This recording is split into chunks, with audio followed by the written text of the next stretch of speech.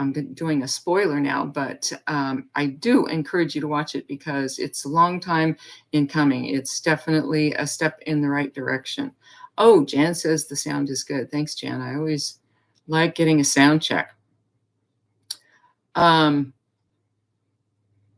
So, of course, it was amazing and stupendous to see the idea of withholding food from a dog for 10 days being entertained somewhere besides in my writings, because I am the only one I'm aware of that's been talking about fasting dogs for 15 or 20 years and getting very little except abuse for it. So this video, like I said, is long overdue, and I hope it's just the beginning. Now, there are a couple things. That's sort of where the good news ends, where this video is concerned. Because just the fact that it talks about the topic of fasting in such a favorable light is a huge step forward. And especially since we've gone past that artificial threshold that's been built in the minds of dog owners of 1 day or 3 days or 5 days or whatever. I've seen vets, holistic vets, talk about 5 days. I've never seen anybody talk about 10 days. So that's spectacular. And this information, by the way, came to the maker of the video from a naturopath. And I have a feeling that if that was not a human naturopath, that he might have been a little more conservative with the recommended number of fasting days, or it may have had to do with the fact that the dog didn't show any progress after 5 days. And what are we always telling people in the group? Sometimes 5 days is the minimum because you don't see anything turn around very often until the 6th day or later.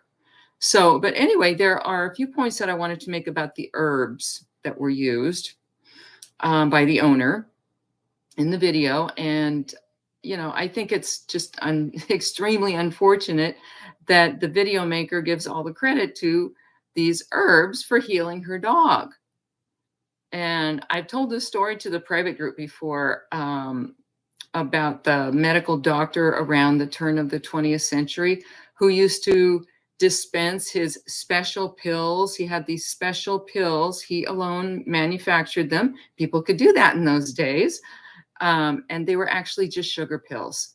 So they acted as a placebo because the instructions that he gave his patients is that they were not permitted to eat while they were taking this special pill that would make them sick if they did.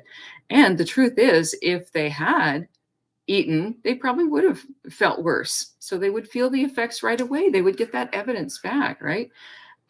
They were told they must fast on water only for at least 7 days. So needless to say, everyone who did this got well, and people beat a path to this guy's door. And I don't know what ever became of that doctor. And I don't even remember his name, but I'm sure at some point he ran afoul of the medical industry because they don't like it when doctors do the right thing. But the point is, the body always does the healing. And that all of those people who took those sugar pills were already at the turn of the century programmed to credit healing to substances rather than to their body's ability to heal themselves. And the same mistake is being made every day in our current medically brainwashed culture. And the second point I wanted to make is that this naturopath that sold her the herbs and told her to fast her dog is probably the best we can hope for when we seek counsel from holistic practitioners. That's an understatement. That's the very best we can hope for. They would not be in business if they did the right thing and only told you that what the causes of your dog's problems are, how to remove the causes, and to fast your dog until he is well. That's what we do. We lay types that have nothing to lose. We have nothing invested in the medical system. In order for that guy to be able to dispense this advice, he has to sell products. If he didn't, he wouldn't have a practice or a platform from which to, dispense the information.